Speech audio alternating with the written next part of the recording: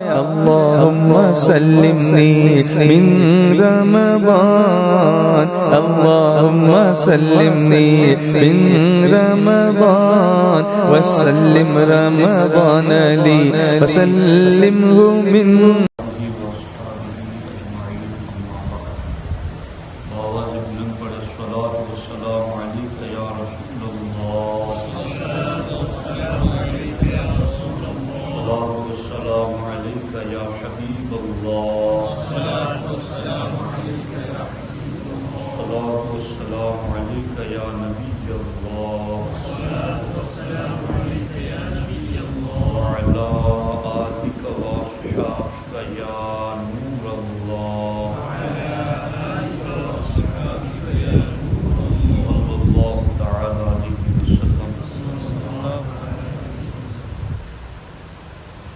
مجمع البحرین کے حضرت موسیٰ اور حضرت خضر کی ملاقات کے حوالے سے جو آج 16ویں پارے کا ابتدائی حصہ پڑھا گیا، اس حوالے سے چند باتیں عرض کریں گے اور اس کے بعد سورہ مریم کی ابتدائی آیتوں پر۔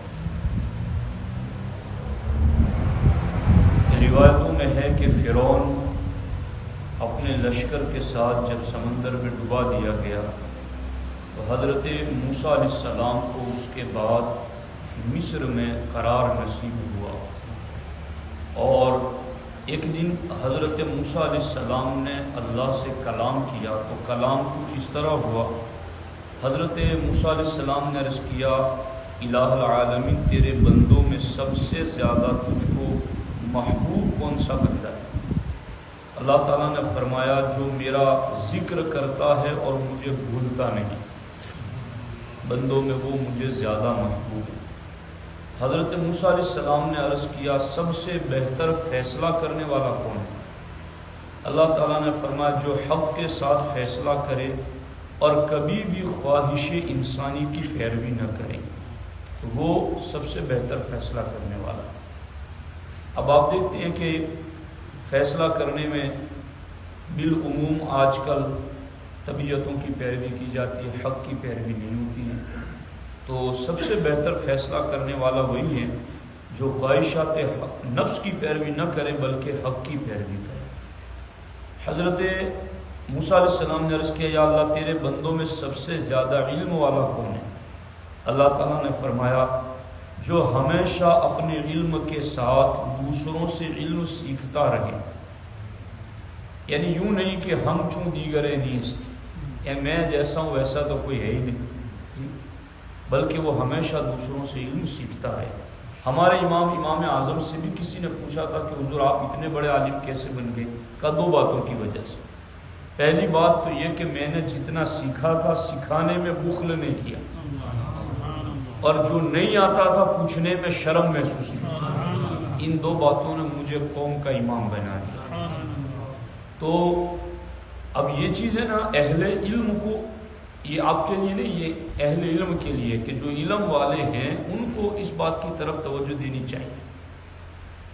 چونکہ میں اس راہ کا خود مسافر ہوں، اگرچہ میں کوئی عالم تو نہیں، لیکن جو کچھ بھی علم کی راہ میں مجھے حاصل ہیں، تو اس سے میں نے اس چیز کو سمجھا ہے کہ علم کے ساتھ ساتھ دو چیزیں سب سے زیادہ چلتی ہیں، ایک تو تکبر اور دوسری چیز حسد۔ یہ دو چیزیں علم کے ساتھ زیادہ چلتی ہیں۔ تو علم والوں کو جہاں اس چیز سے نصیحت پکڑنے کی ضرورت ہے کہ ہمیشہ اپنے علم کے ساتھ دوسروں سے علم سیکھتا رہے، وہیں پر علم والوں کے لیے یہ بھی نصیحت ہے کہ کہیں اس میں کوئی تکبر تو نہیں آ گیا، کہیں اس میں کوئی حسد تو نہیں آ گیا، چونکہ شیطان کے وار ہر ایک پر جدا جدا ہوتے ہیں۔ شیطان مولانا سے یہ نہیں کہتا کہ تو تقریر نہ کرنا، بلکہ اس کو یہ کہتا ہے تیری تو بڑی واہ واہ ہو رہی ہے، تیری تو تقریر بہت اچھی ہو رہی ہے۔ شیطان نعت خواں کو یہ نہیں کہتا کہ تو نعت نہ پڑھنا، بلکہ نعت خواں کو، مقرر کو، اچھے قاری کو، ان کو شیطان ریاکاری میں لگا دیتا ہے۔ ہر ایک کے اوپر شیطان کے جدا جدا حملے۔ تو اہل علم کو ہمیشہ اپنے علم کے ساتھ دوسروں سے علم سیکھتے رہنا چاہیے۔ تاکہ اس طرح اسے کوئی ایسی بات مل جائے جو اسے ہدایت کی طرف رہنمائی کرے یا اس کو ہلاکت سے بچا لے۔ تو پرانے جو بزرگان دین ہوتے تھے تو وہ دارالعلوم میں باضابطہ جیسے 7-10 سال کا وہ نہیں کرتے تھے، لیکن وہ 20-20 سال تک اپنے شیخ کی صحبت میں رہتے تھے، تو وہ ان سے سیکھا کرتے تھے۔ آپ کو اگر اللہ توفیق دے تو ہشت بہشت کتابیں جو ملفوظات خواجگان چشت ہیں تو اس کو پڑھیے آپ، اس میں تمام خواجگان چشت حضرت سرکار خواجہ معین الدین چشتی سے لے کر خواجہ بختیار کاکی سے لے کر ان کے بعد والے جو سرکار خواجہ نظام الدین اولیاء ہو، حضرت بابا فرید الدین مسعود جو شکر ہو، ان تمام کے ملفوظات ہیں، اور وہ سارے ملفوظات وہی ہیں کہ ہم غریب نواز کی صحبت میں بیٹھے تو حضرت نے کیا سکھایا، خواجہ قطب کی صحبت میں بیٹھے انہوں نے کیا سکھایا، خواجہ نظام الدین اولیاء کی صحبت میں بیٹھے انہوں نے کیا سکھایا۔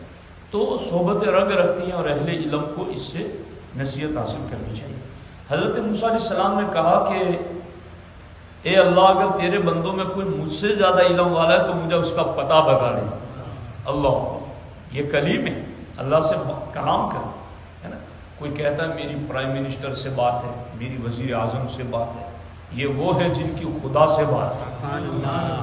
وَكَلَّمَ اللَّهُ مُوسَىٰ تَكْلِيمًا، خدا سے بات ہے، ڈائریکٹ رب سے کلام۔ مگر پھر بھی اللہ سے کہا یا اللہ کوئی مجھ سے زیادہ علم والا ہے تو مجھے اس کا پتہ بتا دے۔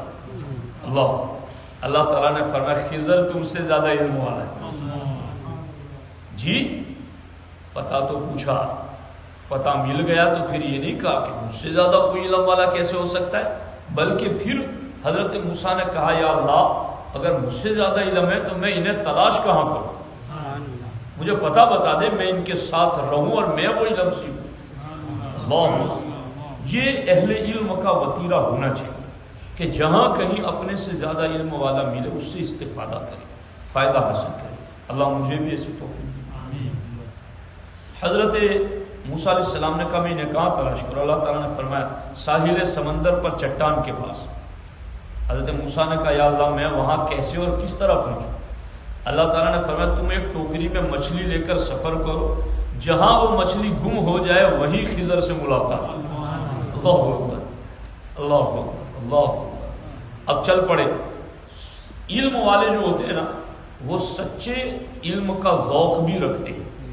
علم والوں کی ایک علامت یہ کہ وہ ہمیشہ پیاسے رہتے علم کی، کہاں جائیں اور مجھے کچھ سیکھنے کو مل جائے۔ اہل علم کی یہ بھی علامت ہے۔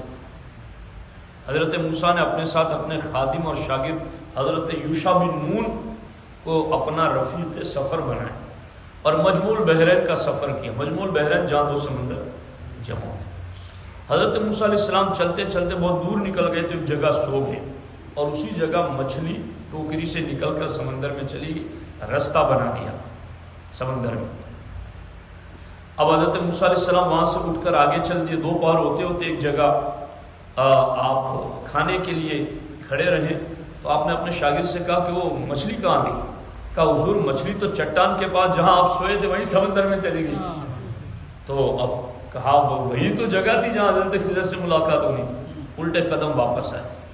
اب میں آیتیں نہیں پڑھ رہا ہوں چونکہ آیتیں پڑھ کے یہ سارا ترجمہ ہی ہے آیت۔ جب واپس آئے تو دیکھا کہ ایک بزرگ کپڑوں میں لیٹے ہوئے تشریف فرمائے۔ موسیٰ علیہ السلام نے ان کو سلام کیا تو تعجب سے پوچھا یہاں سلام کرنے والا کون آ گیا؟ تو انہوں نے پوچھا آپ کون ہیں؟ کہا میں موسیٰ ہوں۔ تو انہوں نے دریافت کیا کون موسیٰ؟ بنی اسرائیل والے موسیٰ؟ تو آپ نے کہا ہاں۔ حضرت خضر علیہ السلام نے کہا موسیٰ اللہ تعالیٰ نے مجھے ایک ایسا علم دیا ہے جس کی آپ کو خبر نہیں، اور اللہ تعالیٰ نے آپ کو ایک ایسا علم دیا جس کو میں نہیں جانتا۔ یہ بھی علم والوں کی پہچان ہے۔ جی جی اللہ اللہ اللہ، کاش ہم اس سے نصیحت حاصل کریں۔ اللہ اللہ اللہ۔ حضرت موسیٰ علیہ السلام نے فرمایا اے خضر کیا آپ مجھے اجازت دیں گے کہ میں آپ کے ساتھ رہوں تاکہ وہ علم سیکھوں جو، حالانکہ ایک مختار قول جمہور کے قول کے مطابق حضرت خضر ولی، اور حضرت موسیٰ علیہ السلام اولو العزم رسول ہیں، پھر بھی کہتے ہیں کہ کیا میں آپ کے ساتھ رہ سکتا ہوں تاکہ جو علوم آپ کو دیے گئے ہیں کچھ میں بھی اس سے سیکھ لوں؟ تو خضر علیہ السلام نے کہا کہ آپ میرے ساتھ صبر نہیں کر سکیں گے، چونکہ اللہ کا نبی امت پر بہت رحم دل ہوتا ہے، اس وجہ سے انہوں نے کہا کہ آپ صبر نہیں، ورنہ میرے آپ والا صبر نہیں ہے، وہ امت پر شفقت کے طور پر پوچھ پوچھ کریں گے کہ یہ ایسا کیوں ہو گیا، ایسا نہیں ہونا چاہیے تھا۔ حضرت موسیٰ نے فرمایا انشاءاللہ میں صبر کروں گا۔ کہا چلیے، تو پھر چل پڑے، یہاں تک کہ حضرت موسیٰ اور حضرت خضر علیہ السلام سمندر کے کنارے چلے، کشتی پر سوار ہوئے اور تینوں لوگ بیٹھ گئے، حضرت موسیٰ، ان کا خادم اور حضرت خضر، تینوں کشتی میں بیٹھ گئے، یہاں تک کہ کشتی والے نے ان سے اتنی مہربانی کی، اچھا سلوک کیا کہ کرایہ بھی نہیں لیا۔ جب یہ لوگ کشتی میں بیٹھ کر اندر چلنے لگے تو حضرت خضر نے اپنے جولے سے کلاڑی نکالی اور کشتی کو پھاڑ کر اس کا ایک تختہ نکال کر سمندر میں پھینک دیا۔ اب حضرت موسیٰ کلیم کو یہاں صبر نہ ہو، وہ صبر میرے آپ والا نہیں، وہ ان کے اپنے بلند درجے کے مطابق کہ بھلے آدمی اس نے ہمیں کشتی میں بٹھایا، عزت بھی کی، خاطرداری کی، کرایہ بھی نہیں لیا، اور آپ نے اسی کا کشتی کا تختہ توڑ کے پھینک دیا۔ اخرقتها لتغرق اهلها لقد جئت شيئا امرا، کہ آپ نے اس لیے چیر دیا کہ اس کے سواریاں ڈوب جائیں، لقد جئت شيئا امرا، بے شک تم نے بری بات کی، اچھا نہیں کیا۔ حضرت خضر علیہ السلام نے کہا میں نے نہیں کہا تھا کہ تم صبر نہیں کر سکو گے۔ حضرت موسیٰ علیہ السلام نے معذرت کرتے ہوئے کہا چلو اب نہیں پوچھوں گا۔ پھر کچھ اور دور آگے چلے تو حضرت خضر علیہ السلام نے ایک نابالغ بچے کو دیکھا جو اپنے ماں باپ کا اکلوتا بیٹا تھا۔ حضرت خضر علیہ السلام نے اس کا گلا دبا کر زمین پر پٹک کر اس کو مار دیا۔ یہ منظر دیکھا تو حضرت موسیٰ سے پھر رہا نہ گیا۔ حضرت موسیٰ علیہ السلام نے کڑک لہجے میں کہا قتلت نفسا زکیۃ بغیر نفس، کہ تم نے ایک ستھری جان بے کسی جان کے بدلے قتل کر دی، لقد جئت شیئا نکرا، بے شک تم نے بہت بری بات کی، ایسا نہیں کرنا چاہیے۔ حضرت خضر نے پھر کہا کہ میں نے نہیں کہا تھا کہ تم صبر نہیں کر سکو گے۔ کہا چلو اب نہیں پوچھوں گا۔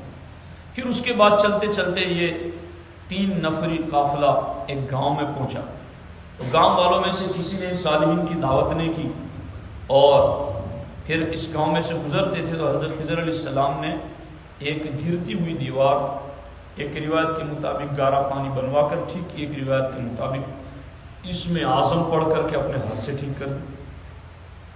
موسیٰ علیہ السلام کو گاؤں والوں کی بد اخلاقی سے بیزار تھے کہ انہوں نے کوئی عزت نہیں کہ آپ سے برداشت نہ، آپ نے کہا لو شئت لاتخذت علیہ اجرا، اے خضر تم نے دیوار ٹھیک کی، اگر تم چاہتے تو اس پر کچھ مزدوری بھی تو لے سکتے تھے، کچھ اپنی محنتانہ بھی تو لے سکتے تھے، کچھ بھی لیا نہیں اور ان کی دیوار آپ نے ٹھیک کر دی۔ اب حضرت خضر علیہ السلام نے کہا کہ ھذا فراق بیننا و بین، کہ اب ہماری جدائی کا وقت ہو گیا ہے، لیکن میں تمہیں بتاؤں گا کہ ان تینوں باتوں میں حکمتیں کیا ہیں۔ اب یہ ہمارا ایک ٹاپک تھا نا کہ ہمارے ساتھ ایسا کیوں ہوتا ہے، اس کو سمجھو کہ یہ اسی کا ایک حصہ ہے کہ بظاہر ہم کو ایسا لگتا ہے کہ یہ نابالغ بچے کا کیا گناہ تھا کہ اس کو پٹک کے مار دیا۔ جی کبھی کبھی لوگ کہتے ہیں نا کسی کا نابالغ بچہ بیمار ہو جائے، یار اس نے کیا گناہ کیا تھا کہ اس پر یہ بیماری آ گئی، لوگ اس طرح کے سوالات کرتے ہیں، اور اس طرح سے کہ بھائی اس نے کشتی میں بٹھایا، کرایہ بھی نہیں لیا، عزت بھی کی اور اس کا تختہ توڑ دیا، اور گاؤں والوں نے کوئی خاطر مدارات نہیں کی پھر بھی ان کی دیوار ٹھیک کر دی، تو بظاہر بندہ سوچتا ہے کہ ایسا کیوں ہوتا ہے۔ اب حضرت خضر علیہ السلام نے ان تینوں کے جوابات ان کے سامنے رکھتے ہوئے آپ نے ارشاد فرمایا کہ وہ جو کشتی کا تختہ میں نے توڑ دیا تھا، حقیقت میں وہ غریب لوگوں کی کشتی تھی، اور اس کنارے پر ایک ظالم بادشاہ تھا جو اچھی کشتی دیکھتا تو چھین لیتا، تو میں نے یہ کشتی کا ایک تختہ توڑ کر اسے عیبدار اس لیے کر دیا تاکہ کم از کم ان کی کشتی پوری کی پوری لوٹ جانے سے محفوظ تو ہو جائے۔ جی اگر میں نے نہیں توڑا ہوتا تو اتنی خوبصورت کشتی دیکھ کر کے وہ لے لیتا، تو یہ غریب بیچارے اسے کیسے کماتے، انہوں نے تو ہمارا کرایہ بھی نہیں لیا، اتنی عزت بھی کی، تو اب فرض تھا نا کہ ان کی کشتی بچائی جائے، تو کبھی توڑ کے بھی بچایا جاتا ہے۔ جی ہاں، یہ اس پر نظر گہری ہونی چاہیے. کبھی ٹھوکریں لگا کر تمہیں سنبھلنے کا طریقہ بتایا جاتا ہے, کبھی تمہیں گرا کر کے اٹھانے کا سلیقہ سکھایا جاتا ہے. تو ان چیزوں پر نظر ہونی چاہیے. صالحین کے راستے پر چلو نا تو صالحین کا طریقہ بھی سیکھ لیا. جیسے مسجد چلانے والے ہیں, مدرسہ چلانے والے ہیں, دارالعلوم چلانے والے ہیں, کوئی بھی دینی آرگنائزیشن لے کر چلنے والے ہیں, تو دین لے کر چلو تو دین والوں کا طریقہ بھی سیکھو. یہ ہے دین والوں کے طریقے کہ کس طرح چلے. کہا میں نے اس لیے کشتی کا تختہ توڑ دیا, اور پھر کہا کہ وہ بچہ نابالغ تھا اس کو مار دیا آپ نے. کہا اصل میں اس کی پیشانی پر کفر لکھا ہوا تھا, اور اس کے ماں باپ دونوں بہت نیک تھے اور اس سے پیار بھی بہت کرتے تھے. مجھے لگا کہ کہیں اس کی محبت میں وہ بھی کفر میں مبتلا نہ ہو جائے, اس لیے میں نے کیا کیا, اس لیے میں نے اس کو مار دیا, لیکن میں نے اس کے ماں باپ کے لیے دعا کر. حضرت خضر کیا کہتے, اس کے ماں باپ چونکہ نیک تھے تو کفر سے ان کو بچانے کے لیے اسے مار دیا, اور میں نے اس کے ماں باپ کے لیے دعا کر دی. تو اب آگے کیا ہوگا, اللہ تبارک و تعالیٰ اس لڑکے کے بدلے میں اس کے والدین کو ایک بیٹی عطا فرمائے. بیٹا نہیں, اس کے بدلے میں بیٹی عطا فرمائے گا, جس کا نکاح ایک نبی سے ہوگا. اللہ ہوگا, اللہ ہوگا, اللہ ہوگا, ایک نبی سے ہوگا, اور پھر اس بیٹی کے پیٹ سے ایک نبی پیدا ہوگا جو ایک پوری امت کے لیے ہادی بن کر جلوہ گر ہوگا. ہادی ہوگا. رب کی قدرت.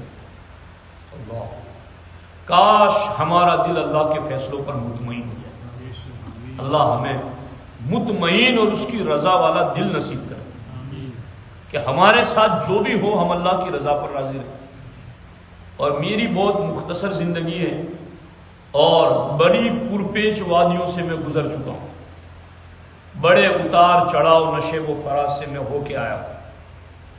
ہم نے ہر منزل پر رب کے وعدوں کو سچا اپنی نگاہوں سے دیکھا.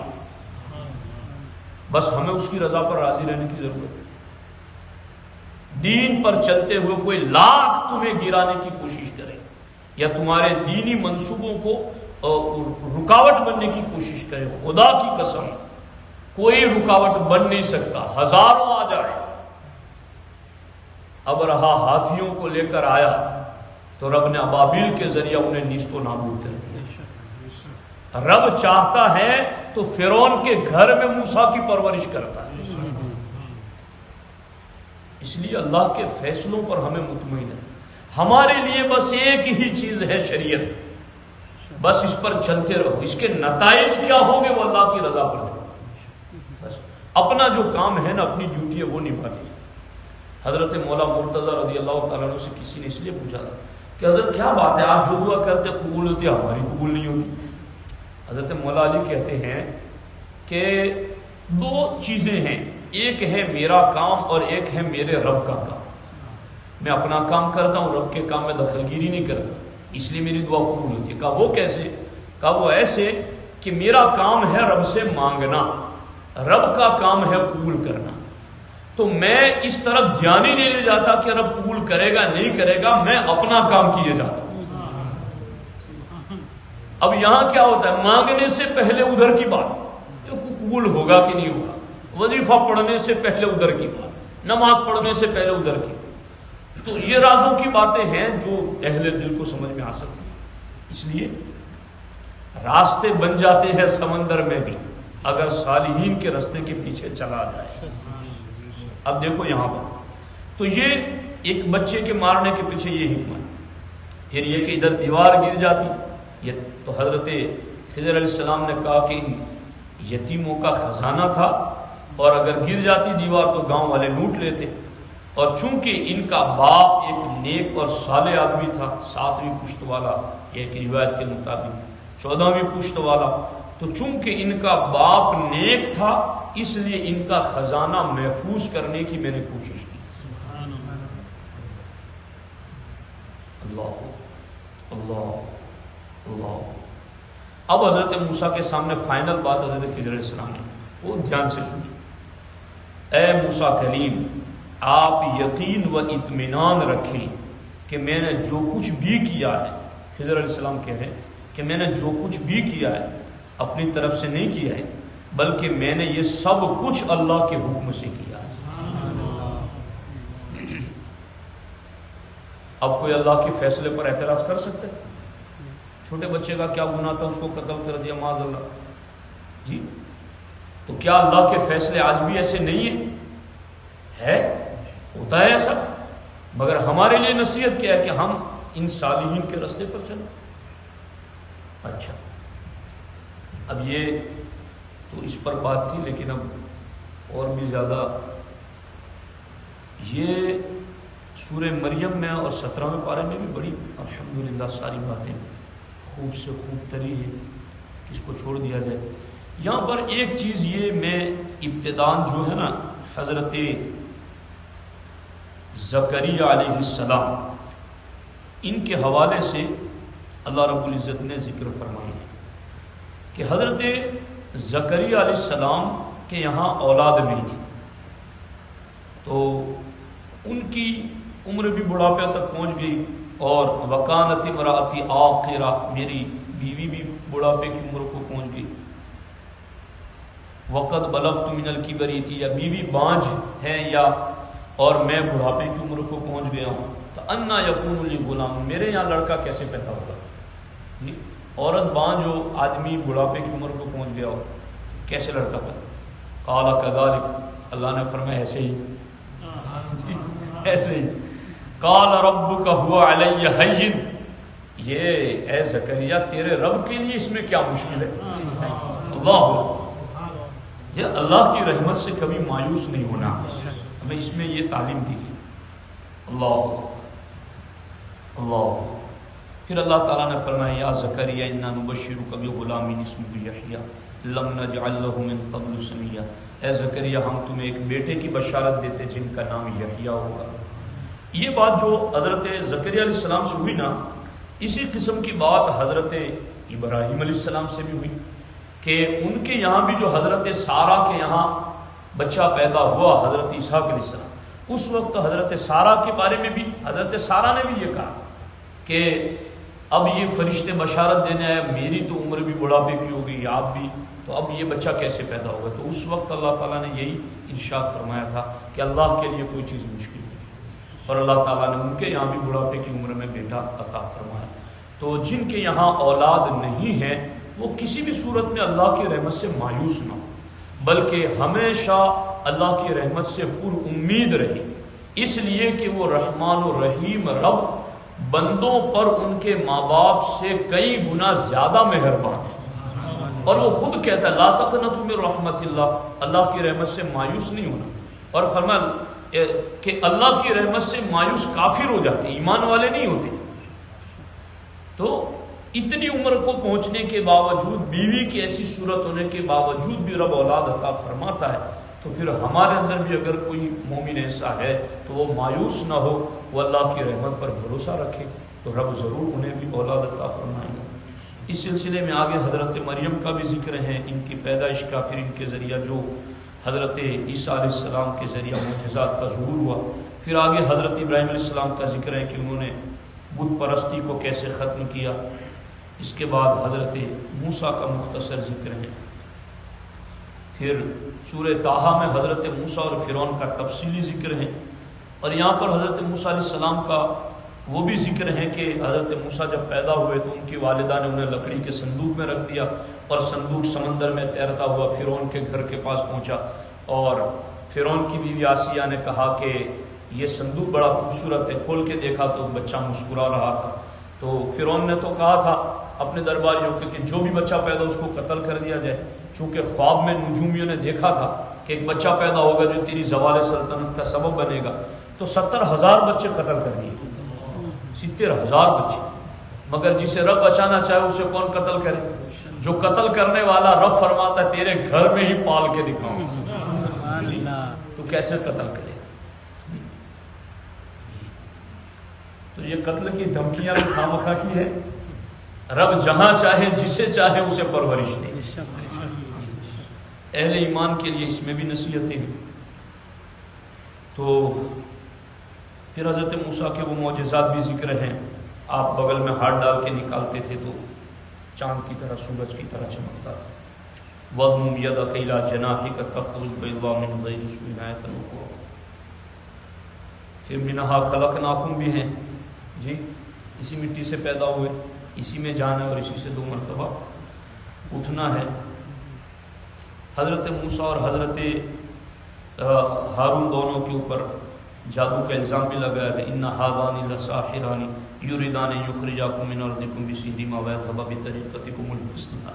دیکھیے کہ تم دونوں تو جادوگر ہو اور تم دونوں یہ چاہتے ہو کہ یخرجاکم من ارضکم بسحرہما, کہ تم اپنے جادو سے ہم کو ہماری زمین سے نکالنا چاہتے جی. اللہ اکبر. اور اس کے بعد اللہ رب العزت نے ان کے جوابات عطا فرمائے. اور یہ پوری تفصیل سمجھو کہ آپ